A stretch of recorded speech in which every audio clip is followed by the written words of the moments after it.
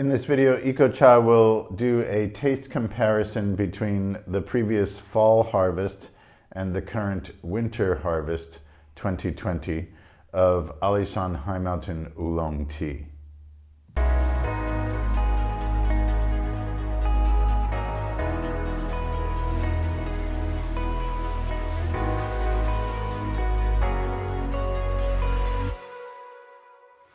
So I put 9 grams of tea leaves in these 150 milliliter tea judging cups and brewed them for 70 seconds on the first brew and 60 seconds on the second brew. This is fall 2020 harvest on my left and winter 2020 harvest on my right, so 2 consecutive crops. And the dried leaves are looking pretty similar. They're both fairly chunky. Maybe the fall is a little bit chunkier. I also see a little more yellowing going on, but looking pretty close. The winter also has some pretty good sized nuggets here, showing that their leaves were mature when they were picked. A little less yellowing on the winter, which is a good sign, less overly mature. And the brewed tea is also looking fairly similar. The first brew brewed lighter for both the fall and the winter, and the second brew brewed darker for both fall and winter. It looks on the second brew to me like winter is a little bit slightly darker. It's got a little more substance going on there. Can I see that in the first brew? The first brew is pretty close to me. So the first thing I'm going to do is smell the brewed leaves while they're still in the cup. We'll just go with the lid.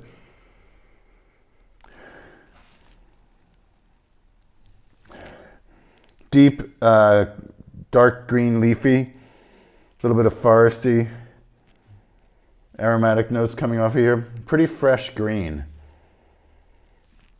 Not a very strong note of sweet oxidized factor there. Wow. Really different character of green, more herbal. Fresher, lighter. Definitely something herbal going on here. Almost a cooling herb, like not minty, but something really specific. Fresh green. Really interesting aromatic profile coming off the winter tea. Okay, let's just dive in and see what we got here. First brew, we'll go with fall first.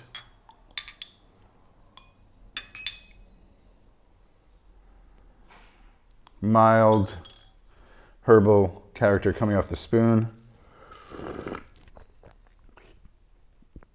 One more. Pretty buttery.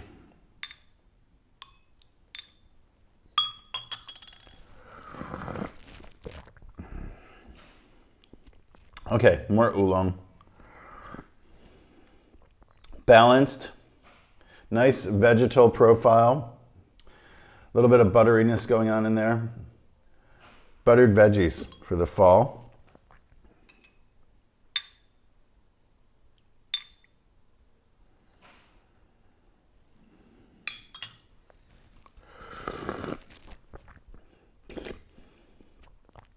Sweeter. Definitely a more oxidized note there on the winter tea. Something more savory, a little bit more rich. A little warmingness going on there with the first thing that I would guess, I suppose, or determine the winter crop to be processed with a little bit more oxidation of the leaves. Let's go on to the second brew. The visual of the second brews for both fall and winter are considerably darker and richer. So it looks like it took a little while for those leaves to open up. Even with 70 seconds, we're really just getting the first kind of infusion, the initial light infusion from the first infusion.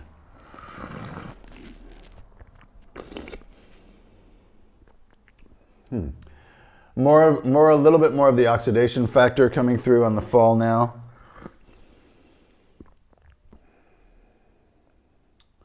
Slight pastry notes.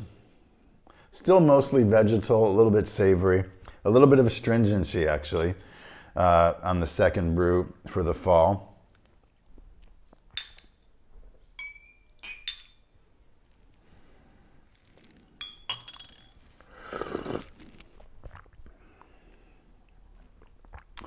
It's fresher, which is kind of needless to say. This was harvested in September. This was harvested in mid-November.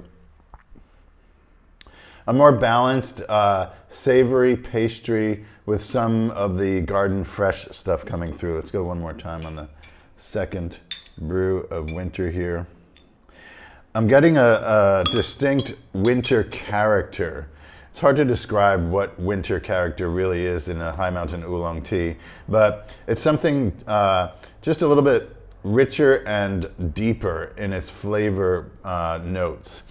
Something more savory, something a little less floral, but more satisfying. Definitely smoother mouthfeel on the winter. Yum. It's like a scone with some arugula or something. It's definitely got a herbal, savory pastry combo going on in the flavor profile. Let's take a quick look at the brewed leaves. Still a nice, very pleasant aromatic profile coming off the fall leaves in the brewed cup.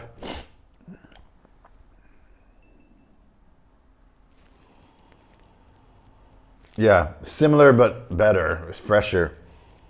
More pronounced buttery, savory notes on the winter tea. Looking like some pretty hardy stems here. Fairly mature leaves. Medium thickness in the leaves. But a nice crop. I mean, the slight yellowing in the dried leaves that I see is not looking like there's really any overly mature leaves in here. Definite oxidation. Here's a pretty thick, slightly tough leaf. So that's a bit of a, yeah, that's an overly mature leaf right there. But not crazy big. Otherwise, a nice, even oxidation, significant oxidations. Interesting. The leaves look more oxidized than they taste. When you do this, you can kind of get a sense of the stem to leaf ratio. You can feel the stems in there. They're just that kind of a little bit tougher kind of overall texture. This is more tender, indicating a slightly less mature crop. The stems are not as developed as the fall tea, which is common and natural. In fall, it's really summer, it's August. Most of the growing season for fall tea is in late July to late August. And it's just growing fast. The leaves are growing fast. It's the height of their vegetating phase throughout the year. Winter is a little different. The leaves grow more slowly, and the stem is not as, there's just not as much stem material, basically. And the brewed leaves are looking nice and uniform in color. Not as much reddening of the leaves, but some noticeable discoloration, which indicates the oxidation that we did taste. Let me go for one more quick taste of the second brew, since that seems to be more of an indication.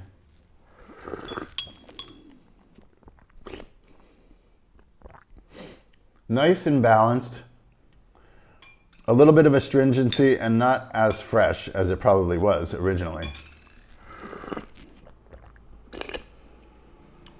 Way smoother, very, very satisfying, silky smooth mouthfeel going on. And buttery pastry with some savory herb going on there. It's a pretty satisfying brew, the winter tea. It's soft. It's not, it's oxidized enough. We just like it better, and we think that it also has a better shelf life. It's more stable in its composition when the leaves are allowed to oxidize a little bit more and take that fresh greenness out of there.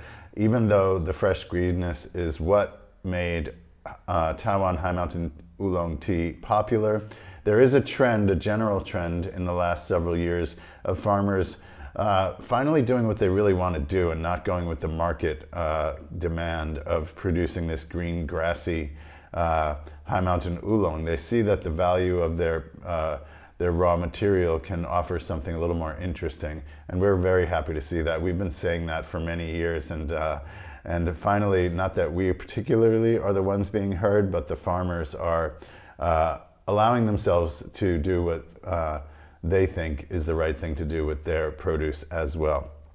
So there we have it, Alishan High Mountain Oolong Tea Winter 2020 in comparison with the previous harvest. This is now on the shelf. It's a good harvest. The Alishan crop, I think, turned out quite well. And if you like a little bit a deeper kind of tone to your High Mountain Oolong, as opposed to a fresh green tone, this might be a good choice for you. Thanks for being with us, and we'll see you next time.